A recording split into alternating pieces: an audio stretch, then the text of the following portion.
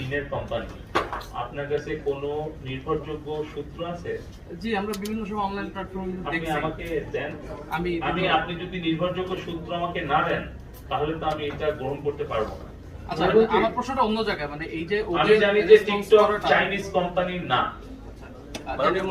এখন আপনি যদি জানেন যে টিকটক চাইনিজ কোম্পানি, তাহলে আমাকে একটা নির্ভরযোগ্য সূত্র এবং তথ্যপাত্র দিলে তখন আমরা টেলিকম ডিভিশন এটা মেনে নেব। কিন্তু আমাদের কাছে টিকটকের যিনি প্রতিনিধি এসেছিলেন, ওনাকে আমরা জিজ্ঞেস করেছিলাম যে আমরা বেশ কিছু মিডিয়াতে দেখছি আপনারা কি চাইনিজ কোম্পানি কিনা।